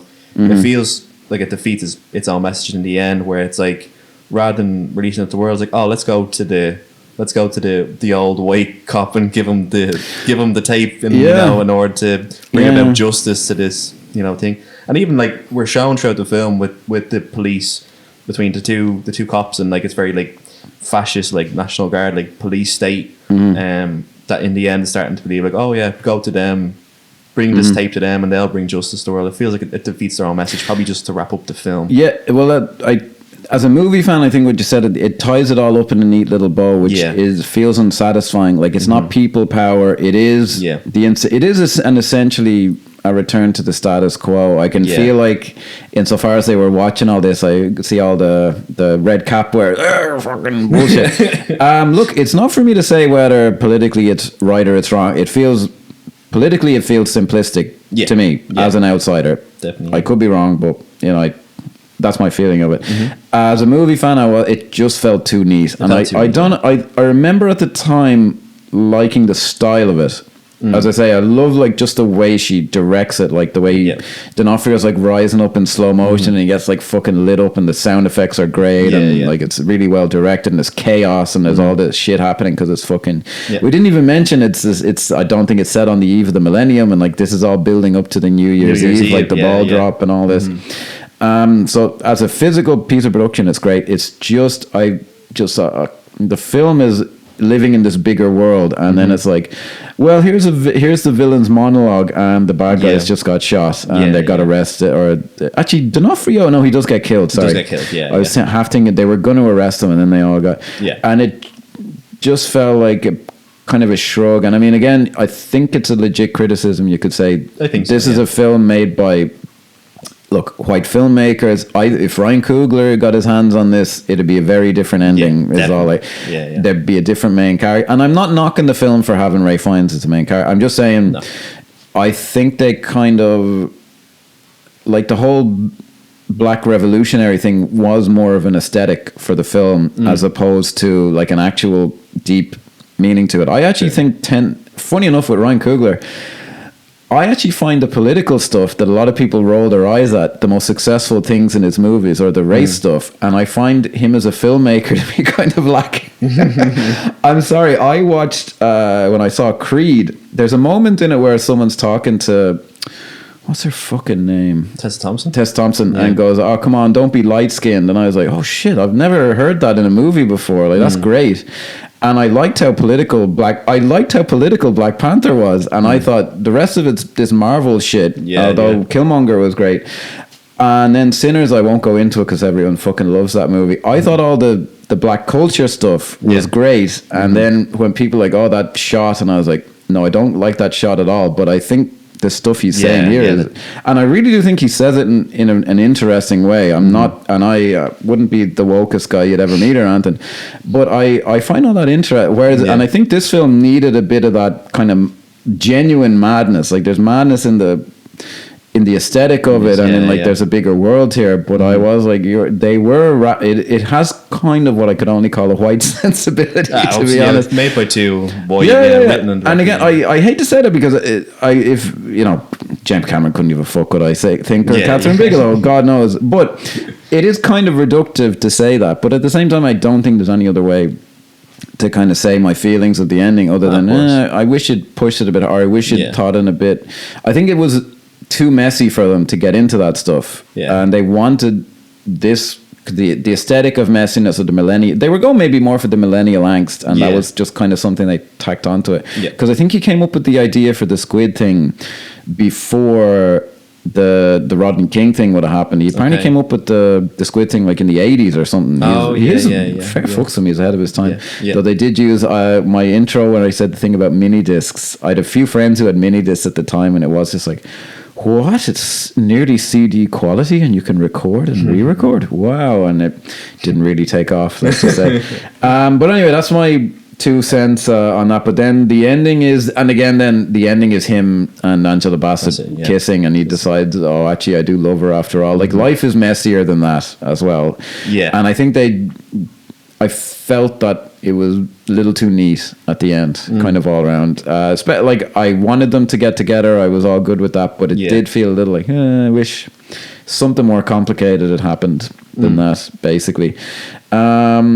So that takes us to the end of this very long film. 2 hours, 25 minutes. What a film. If I sound like a little too negative at the end, overall, I think the film is really good. Definitely, but any thoughts on the ending before we get into our ratings? And no, I think I agree with you 100% about all the stuff with about Jericho 1 and everything they were trying to do there. I think it was a little bit, they tried to go for it, but I don't think went all the way, and it was probably a bit too much for them to do. So that part I wasn't too mad about. I think I did kind of enjoy, I would say I did enjoy the ending of like them two kissing, because I feel it does tie into Lenny's character of kind of his growth, where obviously the whole film is him being this pathetic, like he's chasing after fate the whole film, and he's looking for her love, and then finally the ending is realising she's gotten with Tom Sizemore's character, and I feel like the ending is him finally letting go. Yeah, and finally Jesus, going, that must have been. yeah, I really. You're about to die, but then you find out. Jesus yeah, Christ. exactly. But I like as well with the ending that's like, because for me, from watching the whole film and seeing him constantly chasing after Faith and her kind of being undecided, I was thinking at the ending was going to be the two of them would get back together in the end, like Faith and Lenny. Interesting, right. That's what I thought I was going to do, that cliche thing of doing. But in the end, it's not like that. And I think she gets arrested. I'm not sure if Faith gets She arrested. does get arrested, yeah. Faith- Exactly on what charge, I couldn't really see. She was kind of involved in that conspiracy, I suppose, with Michael Wincott and all that. Yeah, I suppose, like, in the grand scheme of things, if you take it as a noir, which it is, if we didn't harp on, because some people watching might be huge noir fans. I'm a big fan. Do you know what, funny enough, I think I said this when I was doing those reviews on Instagram. In theory, I thought I was a noir fan, but I think there's only like 3 or 4 of them that I actually really like, and then the rest of them I'm like, yeah, I could kind of take or leave this. I didn't lean into it too much because I'd be kind of talking out my hoop a bit, but as a femme fatale, I have to say, as a character, as I took it in the film, I thought Juliette Lewis was fine. As a femme fatale, I did think she was a little bit lacking. There was like an absence of kind of danger to her. Maybe she was a bit too young or something. I'm not sure. Or maybe she's just not that kind of a person. I liked her a lot in other films. I thought she was great in From Dusk Till Dawn. As I said, Way of the Gun. She was very funny in, wasn't it Old School, where she plays Luke Wilson's girlfriend who's having orgies and stuff. She was great in that. Scientologist, maybe we should say. Just I should know that. Yeah. Just FYI. But yeah, there was something a little bit lacking there. It doesn't unbalance the film, but I just thought it maybe could have been a bit better. What would be your non-submersible units for the film? This is one I was trying to think about in terms of. I think what I would say. Now, I'm not sure if this applies to the rules that you have here, but I think the world building of the film is something that sticks with me in terms of just like of how everything we've been talking about, where it's like each scene, it's like we set up all these characters coming from work, and like the amount of scenes you have of the characters like driving through LA, and you'll see like, you know, fights happening, riots happening, police arresting people and stuff like that. I feel like that just, for me, it's a bit excessive, but for me it just communicates what world these characters live in, and because obviously the film is set in 1999 but was made in 95, so it is like a sort of almost like futuristic film. Not huge. They don't lean into it that much. No. They had I remember one of the details was when you leave a voice message for someone, it like reads up as text on the thing, which I thought was a nice touch. I think that's pretty good. I had forgotten honestly about the world building as much when I watched it. Obviously the film kind of lives in my head. I would just say, and I said I think at the start, the squid thing is the nonsense. That's what you think. You would just go, oh, that's that film. You might say with Ray Fiennes where you have the thing. Like that would be what you would say, which I don't think is a knock on it, but there's something very grabby about that. I'm kind of amazed it hasn't been used in another film. As far as I know, it hasn't. Or is there some kind of a remake one could do? Or one of the Black Mirror episodes. Have you ever watched Black Mirror? I've seen some bits of it. Yeah, if I've missed a ton of them. There's loads of episodes. There is one episode, the first season of Black Mirror, where it's not like the squid thing on top of their head, but it's something like it's like they get this chip implanted in their brain or whatever, where they have this little discs they can use that rewinds time. They can rewatch their memories and stuff like that. And is that the one with Tony Kebbell in it? Yeah, that's the one. Okay, I didn't. Some of the Black Mirrors, when I would be watching them, they're a little slow at the start. Sorry to the geniuses behind that show, but I've seen bits of that episode. I think, I just I think there's more to it that you can kind of do with it. This might be a good film, funny enough, for a remake where you kind of take it in a different direction, having said that, they do so much right that still doesn't feel right. What would your star rating be? Star rating I think would be 4. Very 4. Strong 4. I really enjoyed funny enough, again, maybe listening to me, it'd be like, oh god, this isn't quite as a jaw dropper as my 10 Things to Hate About You, where I spent 90% of the time saying I thought it was terrible, and I was like, 4 out of 5. That poem at the end, I would give it a 4 as well. I just think when it just hits heights and it does things that are unusual for Hollywood films. The style of it is, she is a brilliant director, Kathryn Bigelow. I haven't seen too much of her stuff since Hurt Locker. I saw Zero Dark 30, which I was so on. Yeah, and it was Detroit, I think she made after that. Yeah, which I haven't. I've seen some of hers. She did a film, actually, funny enough, with the Laserdisc. I said I'd bring this up. She made a movie called Blue Steel with Jamie Lee Curtis, where she plays a female cop who kills someone in an armed robbery, and then this lunatic yuppie set in the 80s steals the guy's gun from the crime scene, and she gets in trouble at work because they think she killed this unarmed guy, and then the yuppie guy goes around murdering people with the gun to kind of bait her into it. Yeah. And I was watching it on Laserdisc, and I was like, why is this not an all-time classic? This is amazing. Yeah. And then Laserdiscs are on two sides, so it flipped to the other side, and then literally when the movie was split in half, I started, oh, I see. Like, it completely goes off the rails in the second half. Yeah, like her character just starts behaving in ways she's like, what the fuck? Why would you do that? Yeah, but the setup to that film, she is a brilliant director. Like, the whole thing is well directed, but story-wise, it kind of goes off the rails. But I just thought it was funny. I was watching it literally like, side 2. Oh, I see why this isn't. She did that K-19 movie, which was another kind of a big flop. The submarine movie with Harrison Ford and all this. Okay, but excellent. Hurt Locker is. I remember at the time being like, but then when I rewatched it last year, I was like, holy shit, this is brilliant. Like Jeremy Renner, it is kind of a shame he got into the Marvel cycle, like, because he's a great actor when he's given something to do, and he's fucking brilliant in that. But anyway, that's for another time. Well, thank you for joining us again, Ciaran, and everyone else for watching. What are your thoughts on Strange Days? Is it prescient? Is it just a bunch of white people, colonizing fucking cinema screens? Would you use one of the squid things? I bloody well know I would. Thanks very much, guys. Be sure to follow us on Instagram, Facebook, YouTube, TikTok. Everything, and we'll catch you on the next one. Thank you, Ciaran. Catch you in the new year as well. Happy New Year to everybody. Thanks, guys. Thank you.